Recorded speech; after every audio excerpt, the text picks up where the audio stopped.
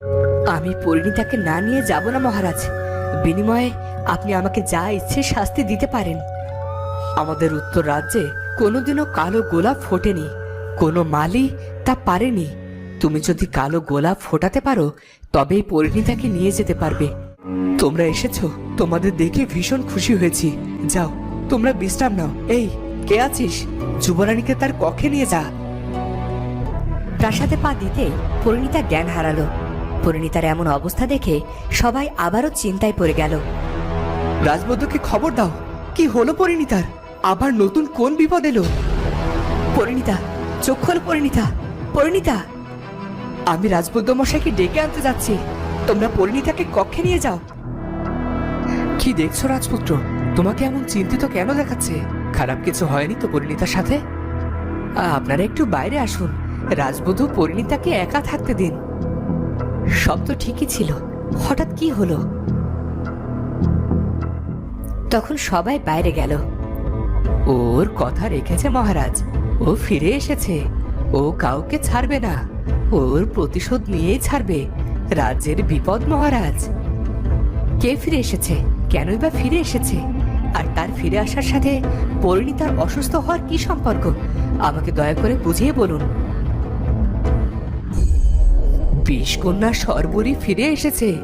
সে রাজবধূর রূপ নিয়ে প্রাসাদে প্রবেশ করেছে, কিন্তু প্রাসাদ অত্যন্ত পবিত্র হওয়ার ফলে সে পা রাখতে পারেনি। তাই আমরাই তাকে প্রাসাদে নিয়ে গিয়েছি। এবার সে তার তাণ্ডব চালাবে। ঠিক এভাবে একদিন আমি মহারানীকে হারিয়েছিলাম।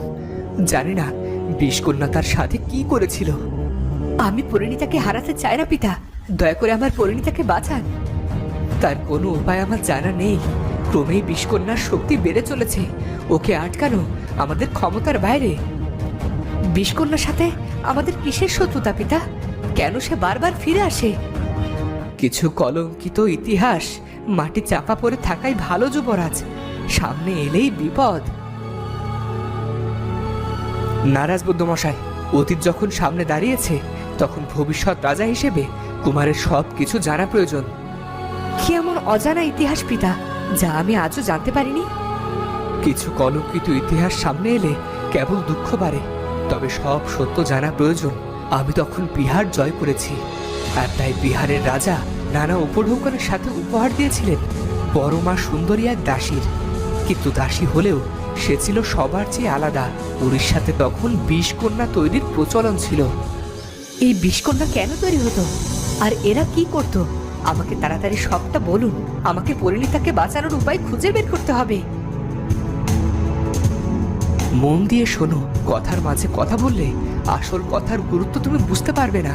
আমাকে মারার জন্য বিহারের রাজা বিষকন্যা প্রেরণ করেছিলেন। রাজবদ্ধ বুঝতে পেরেছিল সবটা, তাই সে আমাকে সাবধান করেছিল। উপায় না পেয়ে বিষকন্যাকে আমি শুলে চড়িয়ে মৃত্যুদণ্ড দিয়েছিলাম। তাহলে তাহলে তো সে বিষকন্যা মৃত। মৃত হলেও সে তার প্রতিশোধ নিতে বারবার ফিরে আসে। আমার রাজবংশকে নির্বিশেষ করতে চায়, কারণ ও বিহার রাজাকে এমনটাই প্রতিজ্ঞা করেছিল। জানি না কবে এই বিষকন্যার মুক্তি হবে, আর কবে আমরা রক্ষা পাব। পিতা, আপনি এদিকটাই খেয়াল রাখবেন। আমি বিহারে যাব।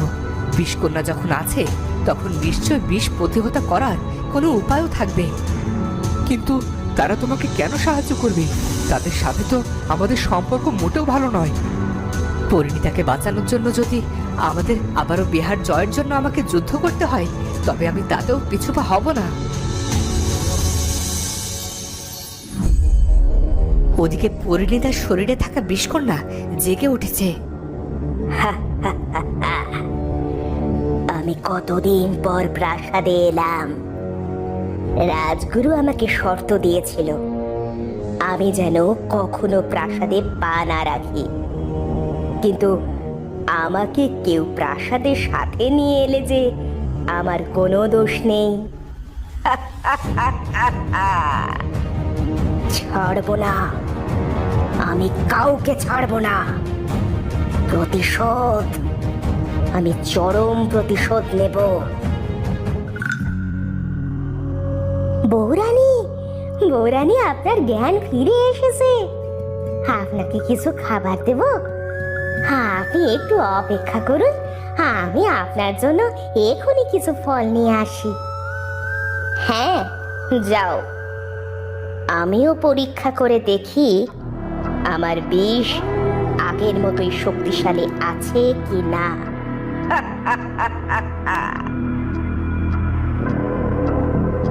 দাসী ফল নিয়ে এলেই পরিণীতা একটা ফল তুলে একটু খেয়ে দাসীকে দিল। এটা খেয়ে নাও দাসী, তোমার তো শরীর ভালো নয়, সারাদিন কত কত কাজ করো, নাও খাও।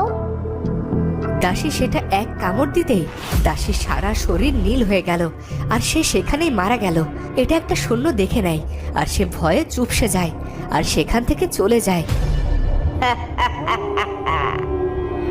রাজার বংশ শেষ করতে আমার বিষের কম পড়বে না। আমি রাজার বংশকে নির্বংশ করে তবেই শান্ত হব। আমাকে শুলে চড়ানোর চরম মূল্য দিতে হবে এবার। রাজপুত্র ছুটে চলল পথের পর পথ। বিষকন্যার হাত থেকে পরিণীতা আর রাজ্যকে মুক্ত করতে হবে। আমি কোথায় যাব? বন্ধু ও রাজকার্যে রাজ্যের বাইরে রয়েছে। রাজ্যের এই অবস্থায় কে আমাকে সাহায্য করবে? কি ব্যাপার শূন্য, তুমি এখন এখানে? আমরা গরিব মানুষ মহারাজ, আমাদের ছেড়ে দিন। বৌরানী তো রাক্ষসী, বৌরানীর দেওয়া ফল খেয়ে দাসী মারা গেছে। আমরা মরতে চাই না মহারাজ, বউ বাচ্চা নিয়ে সুখে সংসার করতে চাই। আমি মারা গেলে ওদের কি হবে? মহারাজ, এসব কথা লোক জানাজানি হলে রাজবধূর যে বদনাম হবে। আমাদের উচিত কোনো একটা উপায় বের করা। কুমার তো গেল, কিন্তু তাতে কি লাভ হবে? এই বিষকন্যা তো আমাদের এত সহজে ছাড়বে না। আমি ওর বিষ কাটানোর ব্যবস্থা করছি, তবে সেটা মাত্র 3 রাতের জন্য। এরপর আমি আর কিছুই করতে পারবো না মহারাজ, আমাকে ক্ষমা করবেন। বেশ, তাই করুন, তবুও যদি পরিণীতাকে বাঁচানো যায়। তখন রাজবৈদ্য গেলেন পরিণীতার কাছে। রাজবধূ পরিণীতা, দরজা খুলুন। আমি রাজবৈদ্য আপনাকে একটা খবর দিতে এসেছি। এই বুড়োটাকে বড্ড ভয়, না জানি আমাকে কেমন করে ধরে ফেলবে। কিন্তু রাজবৈদ্যর চোখ তো শকুনির চোখ, ঠিক বুঝতে পারবে। আমায় আমায় আরো সতর্ক হতে হবে। রাজবধূ, দয়া করে কক্ষের বাইরে আসুন। বলুন রাজবৈদ্য, এই অসময় কি মনে করে এসেছেন? যুবরাজ বিশেষ কাজে বাইরে গিয়েছেন, তাই এই রত্নহারটা আপনার জন্য উপহার পাঠিয়েছেন। আরে বাহ, এটা তো বেশ সুন্দর। আমি এটা এক্ষুনি পরে নেব। আপনি আসুন। জি রাজবধূ, আপনি সাবধানে থাকবেন, আর কক্ষের বাইরে প্রয়োজন ছাড়া না যাওয়াই ভালো। রাজ্যে যুদ্ধের আশঙ্কা করা হচ্ছে। বেশ, আপনি এখন আসুন। পরিণীতারূপী বিষকন্যা হারটি পরে নিল, আর সে রাজবৈদ্যের পাতা ফাঁদে পা দিল। এ আমার কি হচ্ছে? এই হার পরে আমার এরকম অদ্ভুত লাগছে কেন? এটা তো গলা থেকে খুলতেও পারছি না। তবে তবে কি রাজবৈদ্য ইচ্ছে করে আমাকে ফাঁসালো? ছাড়বো না, আমি কিছুতেই ছাড়বো না। বরং সবার আগে ওই রাজবৈদ্যকে শেষ করব। ওদিকে মহারাজের চিন্তার শেষ নেই। প্রাসাদের সুখ যেন কোথায় হারিয়ে গেছে। একদিকে রাজবধূর জীবন সংকটে, অন্যদিকে তার আদরের রাজকুমার ঘর ছাড়া। কাজ হয়ে গেছে মহারাজ, বিষকন্যা আমার ফাঁদে পা দিয়েছে। তবে আপনি সাবধান থাকবেন, ওর হালচাল বোঝা বড় দায়। তুমি সহ প্রাসাদের সবার সুরক্ষা নিয়ে আমি বড্ড চিন্তিত। কি যে হবে? মাত্র 3টা রাত, তারপর আবারও ও তার তাণ্ডব চালাবে। আমি কি করব রাজবৈদ্য?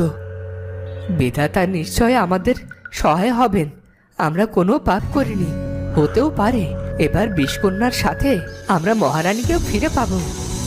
মিথ্যা আশা করে লাভ কি? মহারানীকে কি বিষকন্যা এত বছর বাঁচিয়ে রেখেছে বলে আপনার মনে হয়? আমার মন বলছে মহারাজ। মন তো বড্ড অবুঝ। আপনি আপনার কক্ষে যান, আমি বরং ওদিকটা একটু ঘুরে দেখি। ওদিকে রাজপুত্র এদিক ওদিক ছোটাছুটি করতে শুরু করলো, কিন্তু কোনো উপায় সে পেল না। কি করে আমি প্রাসাদে ফিরবো? পরিণীতার এমন ভয়ঙ্কর বিপদ আমি কেমন করে আটকাবো? কেউ কি নেই যে আমাকে সাহায্য করতে পারবে? ও দয়াল, তুমি আমাকে খালি হাতে ফিরিয়ে দিও না।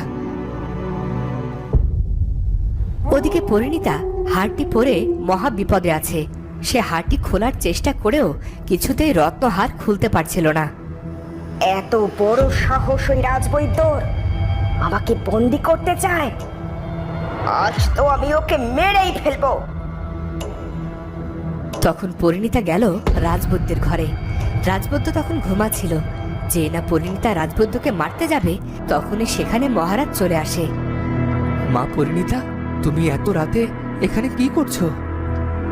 মহারাজ, আমার ঘুম আসছিল না, তাই ভাবলাম রাজবৈদ্যের কাছে পুঁথিপাঠ শুনি। রাজবৈদ্যের বয়স হয়েছে, সে আর পুঁথিপাঠ করতে পারে না। তুমি নিজের কক্ষে যাও। আর রাজবধূর যখন যেখানে ইচ্ছে সে যেতে পারে না, এটা তো তোমার খেয়াল রাখা উচিত ছিল। জি, আমার ভুলের জন্য আমি ক্ষমা প্রার্থী মহারাজ। আপনার কথা আমার মনে থাকবে। আসছি। রাজবৈদ্য মশাই, আপনি একটু সাবধানে থাকবেন। পরিণীতা আপনার ঘরে এসেছিল, ব্যাপারটা কিন্তু সুবিধাজনক নয়। ইচ্ছে করছিল ওই বৈদ্য আর রাজাকে এখনই প্রাণে মেরে ফেলি, কিন্তু কথা তো ছিল প্রতিশোধ নেওয়ার।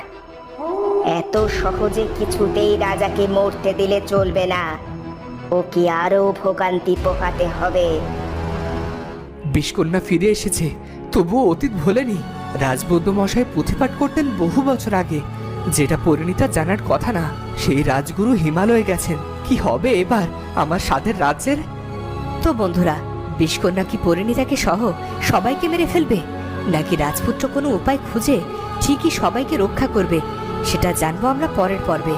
আর আজকের ভিডিওটি ভালো লাগলে অবশ্যই চ্যানেলটি সাবস্ক্রাইব করে বেল আইকনটি বাজিয়ে দিও। দেখা হচ্ছে পরের ভিডিওতে। ধন্যবাদ।